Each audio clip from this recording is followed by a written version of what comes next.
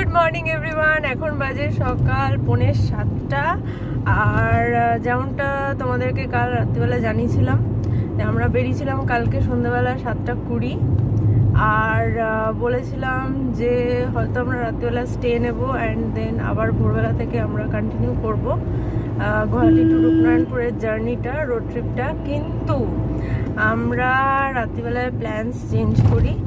ভেবেছিলাম আলিপুরদুয়ারে আমরা স্টে নেব, বাট দেন সেটা হয় না অ্যান্ড দেন আমরা কন্টিনিউ করি। সো সারা রাত ইনি ড্রাইভ করছেন, ঠিক আছে।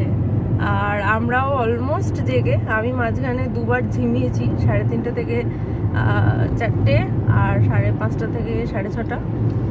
বাট দেন ঝিমানো ডাকা মাঝে মধ্যে একটু ঘুমিয়েছে, কখনো পেছনে কখনো সামনে। আর এখন আমরা ক্রস করছি কিষানগঞ্জ, ঠিক আছে। তো অনেকটাই আমরা মানে পার করে চলে এসেছি। 550 আসানসোল ঢুকতে 390 কিলোমিটার্স বাকি।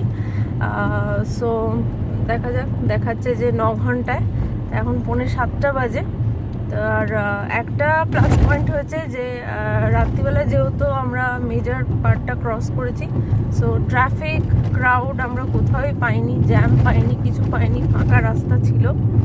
বাট যেহেতু আমাদের ইনিশিয়াল প্ল্যান ছিল যে আলিপুরদুয়ারে আমরা স্টে করব, তাই জন্য মাঝখানে কিছুটা রাস্তা আমরা একটু ভটকে গেছিলাম আর খুবই বাজে রাস্তার মধ্যে 1 ঘন্টা আমরা পড়ে গেছিলাম। বাট যাই হোক, সেটাকে কাটিয়ে আবার আমরা NH 27-এ উঠে গেছিলাম 1 ঘন্টা পর, অ্যান্ড দেন ইনি মেকআপ করে দিয়েছেন। সো চলো বাকি আপডেট, সারাদিনের আপডেটস তোমাদের দিতে থাকবো। আজকে 13 তারিখের ফার্স্ট ভিডিও শর্ট যাচ্ছে। আর যেমনটা তোমাদের বলেছিলাম, এই টাইমগুলোতে আমি কোনো লং ব্লগ পোস্ট করতে পারবো না, আমি তাই ছোটো ছোটো ভিডিওই পোস্ট করব। তো প্লিজ আমার শর্ট ভিডিওগুলোতে একটু খেয়াল রেখো, তাহলে ডেলি আপডেটসগুলো পেয়ে যাবে। আপাতত বাই বাই।